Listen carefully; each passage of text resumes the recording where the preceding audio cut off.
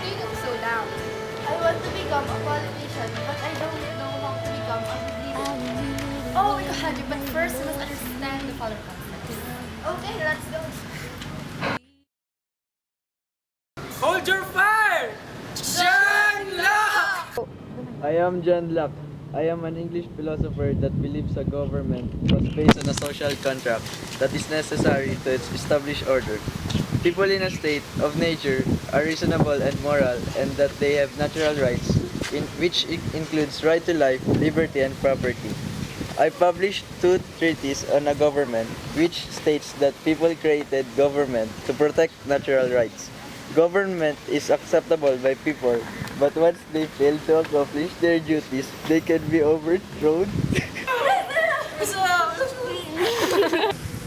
Hello, I'm Thomas Subs. I believe that violence and disorder came to human beings and that absolute monarchy, the best form of government, will the only solution for this. I published the Leviathan in 1651 which showed how nasty, brutish, and short life is. I believe in social contract, which is an agreement between the government and the society. The people will give up their rights to the government and so the government will protect them. Hi, I am Rosso. I criticize the excessive reliance on reason and claim that people should rely on instinct and emotion. I firmly believe that human beings are natural good, but the environment is corrupting. My first book that was published on 1760 described the beauty of nature and the pleasure of simple life. My second book, Emile, emphasizes the importance of the education in the development of each personality. My famous work, The Social Contract, was published in 1762. The sovereignty or the right to control your own jurisdiction. Therefore, people had the right to remove the chains or oppressive society and create a government devoted to common good. Catherine! The Great! Hello, I am Catherine the Great. I became empress in 1762 and experimented with Enlightenment ideas. I made limited reforms in law and government. I granted nobles a charter of rights and spoke out against serfdom. I never intended to give up power.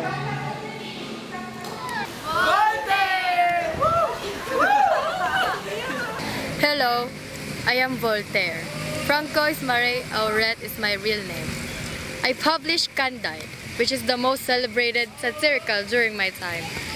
Some of my works mock the church, so the royal court of France placed me in prison. I was again put into prison when I was accused of insulting a nobleman.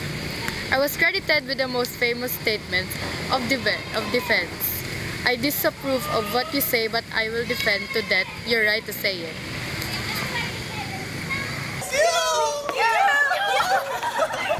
Hi, I'm Montesquieu. I published The Spirit of Laws, where I discuss various forms of government. I wrote about my admirations on English government and promoted the three branches of government.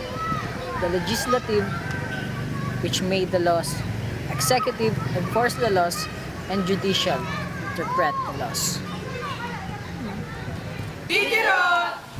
Hello, I am Diderot. I convinced a French bookseller to publish encyclopedia. Hope that encyclopedia would bring out revolution in the minds of men to free them from prejudice. Oh, Frederick! Oh, Frederick! Oh, Frederick!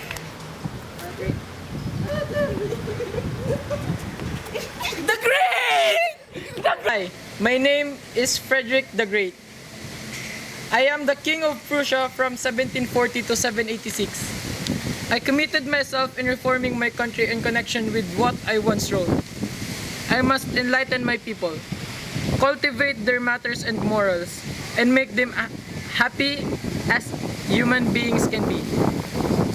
I granted religious freedom.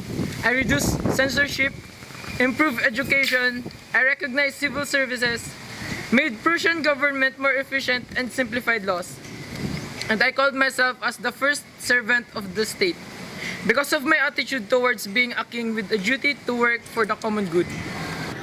Hi, I'm Immanuel Kant. I believe that man is basically good. Mind can never have a capability to fully explain the existence of God. is by faith and the strength of character in man's quest for true knowledge. The important duty of man is to serve God by serving his country.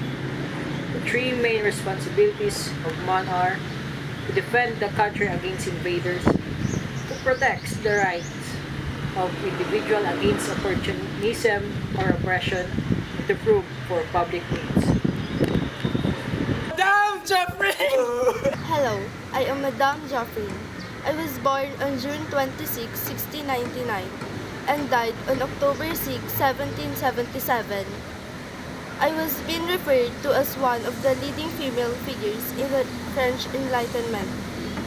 My association with several prominent dignitaries and public figures from across Europe has earned her an international spot of recognition. My patronage and dedication to both the philosophical men of letters and talented artists that frequented my house is emblematic of my role as guide and protector. In my salon on the Rue Saint Honor, I demonstrated qualities of politeness and civility that helped stimulate and regulate intellectual discussion. My action as Parisian salonier exemplify many of the most important characteristics of Enlightenment sociability.